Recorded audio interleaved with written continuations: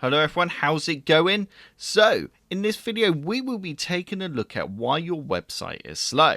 So if your website is slow, Google will rank you lower. It's that simple.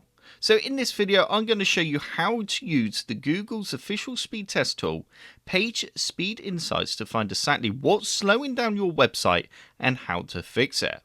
This is the same tool Google uses to evaluate your site's performance, and improving your score can directly improve your rankings, user experience and conversions. So it's definitely something that you're going to want to do. I'll also show you what the scores actually mean, what you need to fix and which issues you can safely ignore. So let's start by running a real website such as my one, Computer Sluggish, through the Google PageSpeed Insights tool. So as you can see, it's currently on my screen. I have just copied the URL from my Computer Sluggish here, and I'm just going to simply paste it in. The next thing I'm going to want to do is click on Analyze, and Google's now going to go ahead and go through my website and collect some data. And this would now be a good time for me to mention a tool that I've been working on called Rhino SEO Crawler.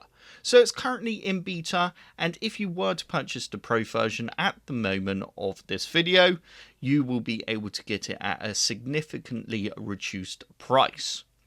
So at the top here we have URL, and I'm just going to paste in Computer Sluggish, and then I'm going to change the search depth to 1 and then click on Start.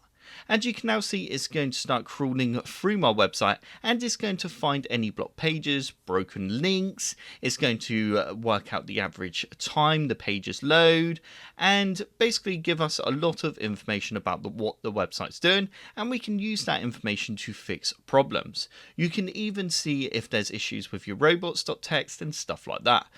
I will pop a link in the description below and pin it to the comments if you do want to check out Rhino SEO Crawler. And like I said, it's a program that I've developed, and I've been working on it for a long period of time before I actually made it available to the public for everyone to download.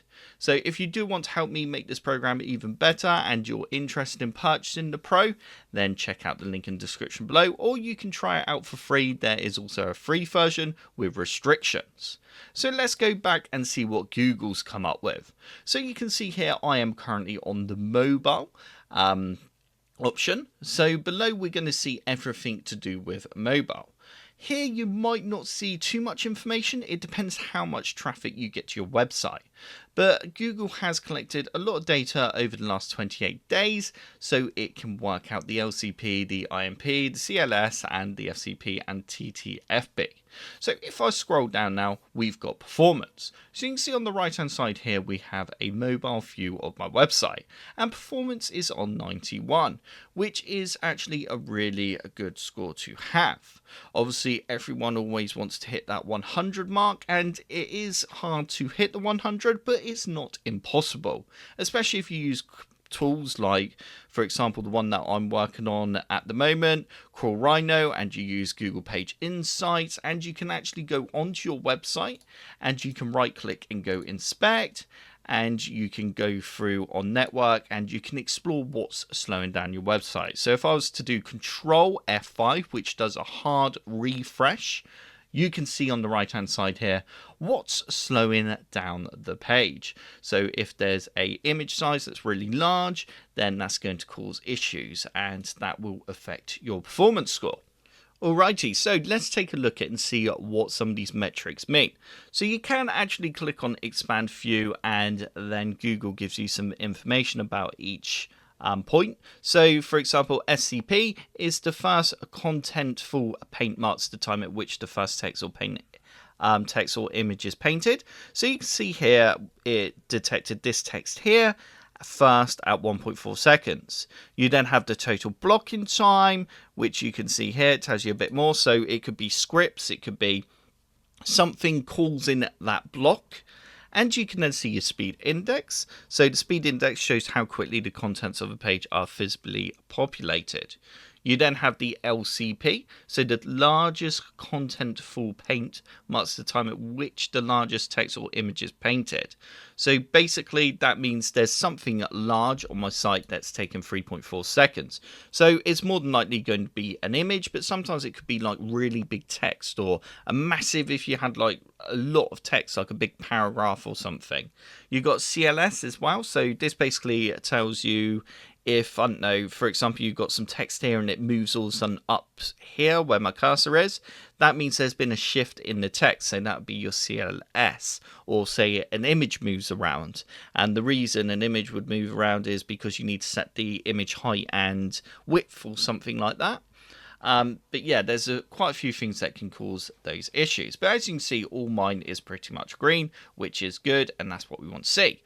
So down below, we've then got the view tree map option. So you can click on that, and then you can just basically see what the largest parts of the site or what's going on. So you can see here we've got Google Tag Manager at 142 KIB, 32%, and then you've got 104 there, and yeah, you get the idea. If we then go back to PageSpeed, we then have improve image delivery.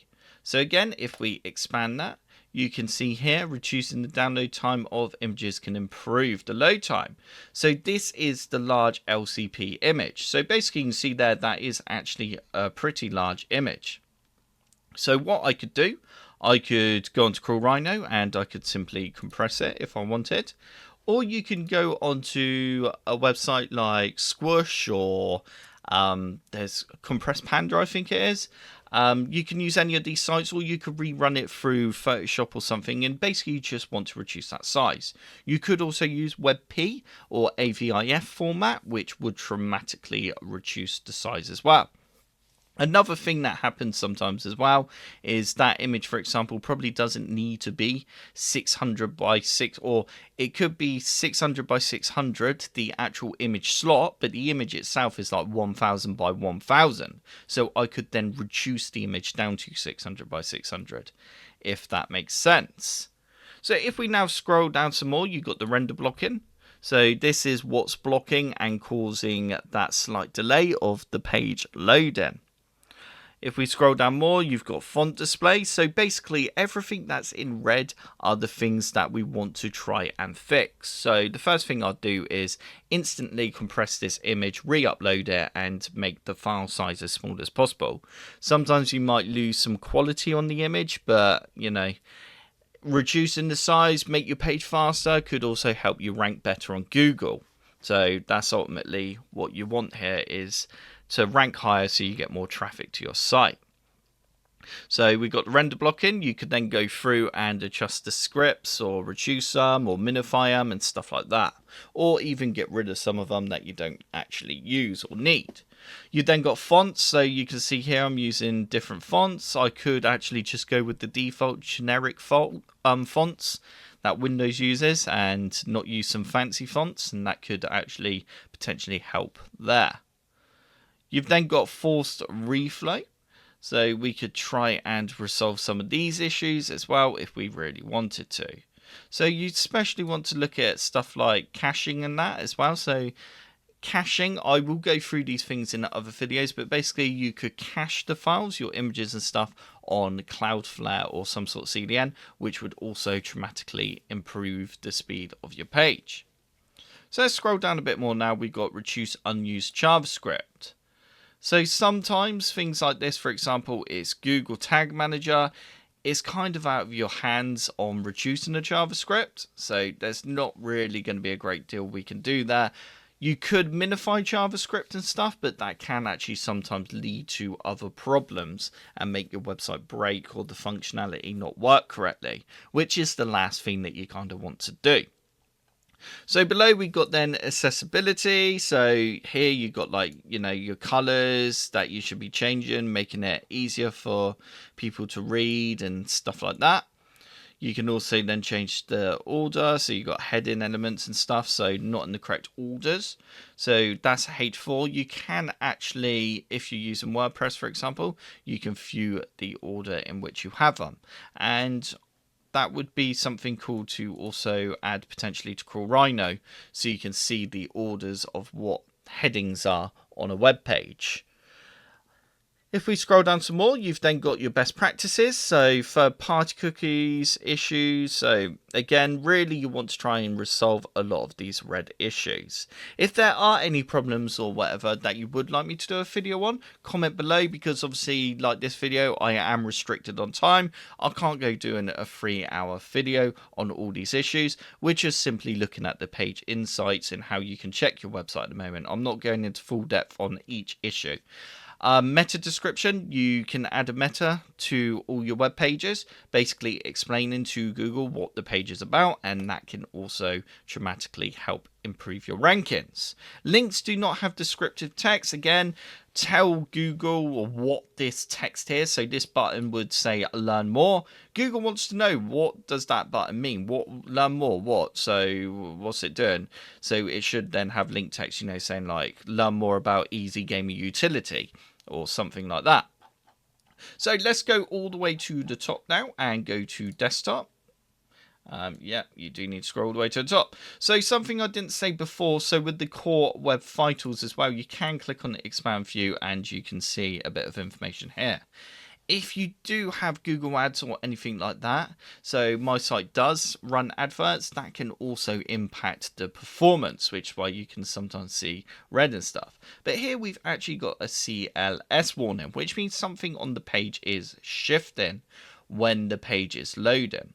So straight away you can see we've got a score of 96 and the speeds are actually really good. So you can see there, that's some pretty impressive scores. If we again scroll down, obviously it's always easier to get green on desktop than it is on mobile. Mobile is always more tricky. In fact, comment below and let me know what scores your website has just scored. It's always interesting to find out what everyone else is scoring. So just simply comment below and let everyone know, and we can have like a little, competition to see who can get the best scores below. So you can see my scores there. So performance, accessibility, and best practices and SEO. So if we scroll down, we got the render blocking, we got the font display, force reflow, and basically all the same sort of issues that we had on mobile. Again, unused JavaScript, accessibility, and yeah, it is all basically the same. So like SEO here, if this wouldn't take long to fix, this would only take a few minutes. Add in a meta description, doesn't take long. If you're not too sure how to add meta description manually, you can also use plugins like Yoast or something like that, which then allows you to apply meta descriptions. There's many WordPress plugins, or depending on what, you might not even be using that sort of CMS. You might be using something else, but there's always ways around adding meta. And then descriptive text, that would take 2 seconds to add as well. So that does bring me to the end of this video. I hope this video did help you get a kind of idea about PageSpeed Insights, and obviously what it does and how to use it and how to check your website to make sure it's performing decent to help improve your rankings. And like I said, Crawl Rhino is currently in beta. Check it out by using the links in the description and also the pinned comment.